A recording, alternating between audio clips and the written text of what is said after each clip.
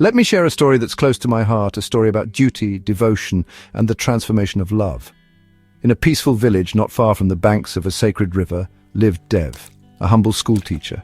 His wife Mira was a gifted craftswoman, admired for her wisdom and grace. You know, their marriage was pretty ordinary, full of laughter, small fights, dreams and disappointments. But like so many of us, Dev struggled when things didn't go his way. Sometimes it was Mira's opinions or her choices or just the way she expressed herself, and it frustrated him more than he liked to admit. One evening, Dev returned home after a draining day.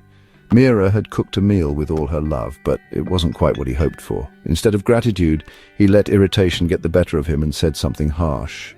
Mira, hurt, quietly left the room. That should have been the end of it. But that night, Dev couldn't sleep. The guilt gnawed at him. He reached for the Bhagavad Gita, a book that had always brought him peace in troubled times. His eyes caught a verse. You have a right to perform your prescribed duties, but you are not entitled to the fruits of your actions. Never consider yourself to be the cause of the results of your activities, and never be attached to not doing your duty. Dev sat up. Was he really fulfilling his duty as a husband, or was he just reacting, trapped by expectation and a need for control? The next morning, he found Mira. With genuine humility, he said, I realized I've been seeing our relationship through the lens of what I expect, rather than what I can give. You are my equal, my partner, not someone to control, but someone to cherish. That small moment changed everything.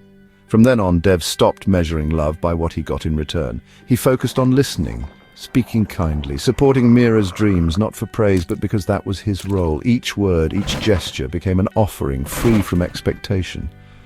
Mira noticed. She felt respected, seen, loved. She matched his sincerity with her own patience and affection.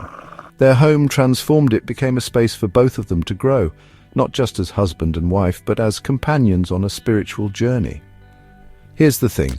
A truly successful relationship isn't built on expectations or keeping score. It's about acting with intention and love, just like the Gita teaches, focusing on how you show up every day, not on how your partner responds.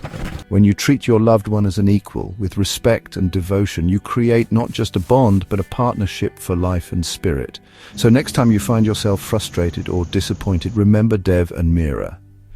Maybe the best way forward is to let go of expectations and just do your part with love.